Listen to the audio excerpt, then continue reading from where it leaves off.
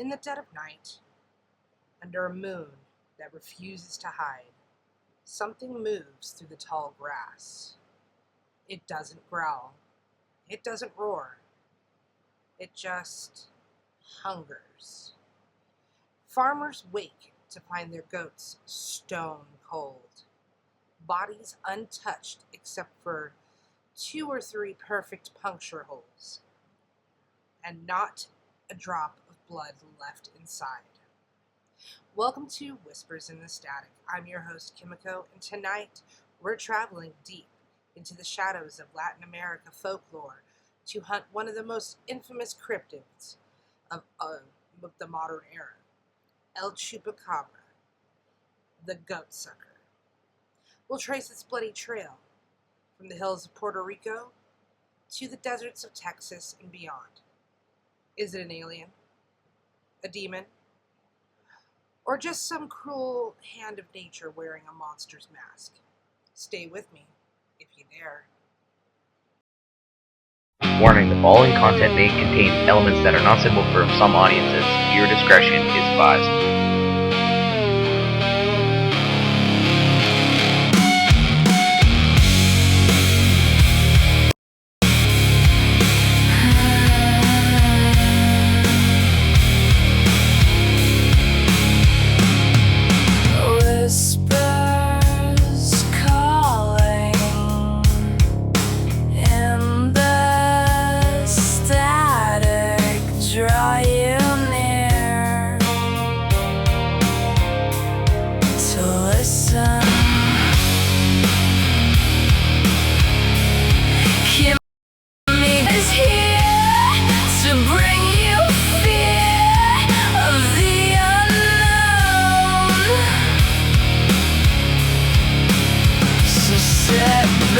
Grab a snack, get your favorite drink. It's time to blow your mind.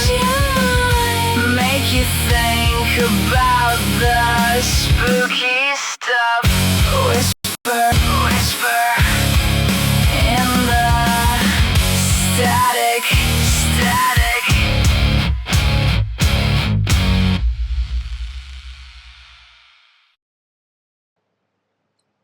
Well, hello, creepy crawlers and static listeners, and believers in the unknown.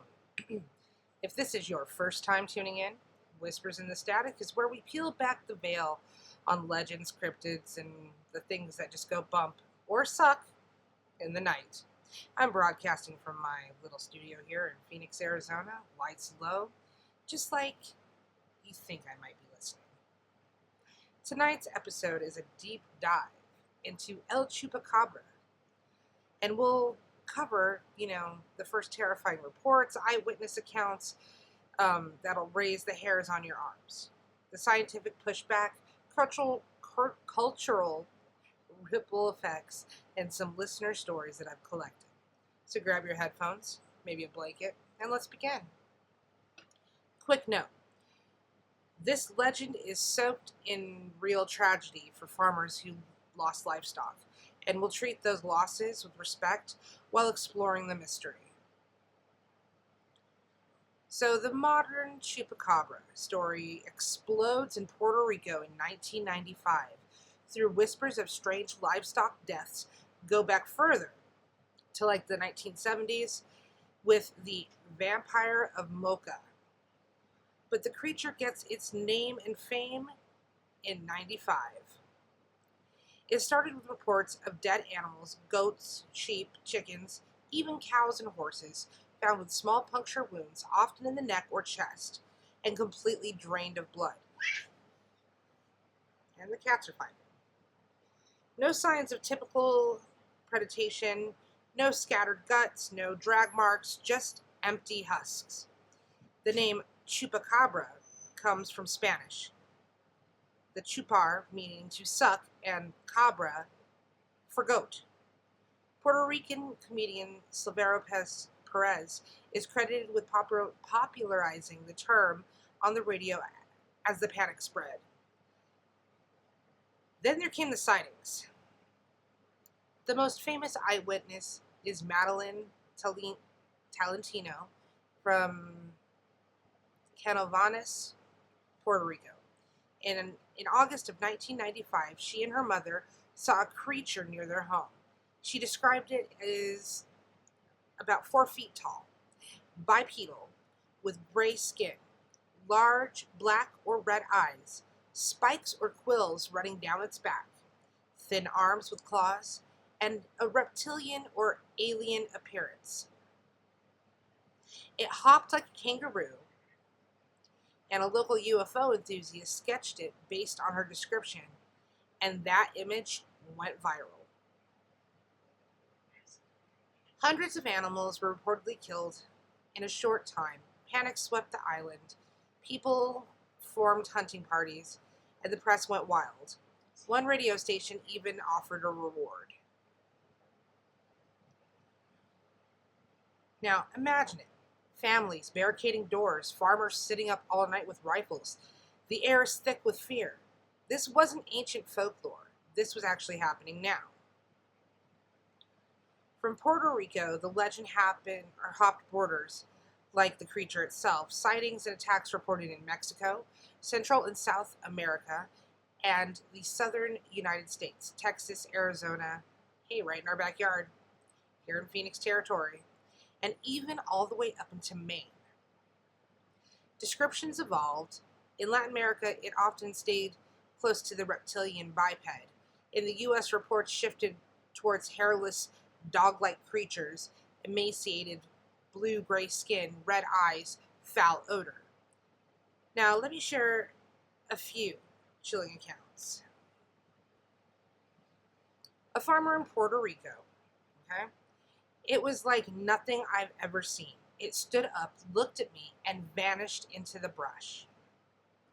A Texas rancher reports in the 2000s dead goats with puncture wounds, no blood. One claimed to see a creature that sucked the life right out. More recent sightings as of late 2023 in Texas.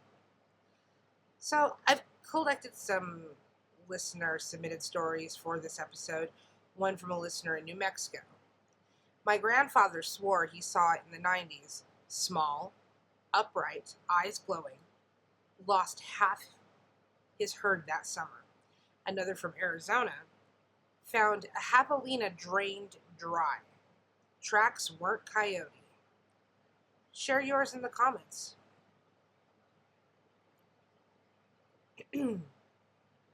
So, what is it? Let's examine those theories. So, theory 1, extraterrestrial or government experiment. Puerto Rico has a long history of UFO lore and alleged secret bases. Some say Chupacabra is an escaped bioweapon or alien pet. The Talentino description does look eerily like the creature Syl from the 1995 movie Species, which screened in Puerto Rico right before the big wave of reports. Coincidence? Or memory bleed? Theory 2. In some folklore traditions, it fits vampire or demon patterns. Blood-sucking entities appear across cultures. Theory 3. Misidentified known animals. Now, this is the scientific consensus that many chupacabra carcasses turned out to be coyotes, dogs, or hybrids suffering from severe mange, caused by mites that might make them lose their hair, thicken skin, develop a rank smell, and sometimes desperate for easy prey like penned livestock. Puncture wounds, often from normal bites or scavenging, with blood pooling or drying post-mortem. Biologist Barry O'Connor and others have studied this extensively, and it fits most perfectly for the canine type reports. The original Puerto Rican bipedal version remains more mysterious, possibly mass hysteria plus pop culture influence. You know, I love the romance of the unknown, but I also respect evidence. Could both be true. A kernel of weird, real weirdness, amplified by fear and media. Or is it purely a modern myth born from very real livestock losses? We'll explore more evidence, debunkings, and lingering questions.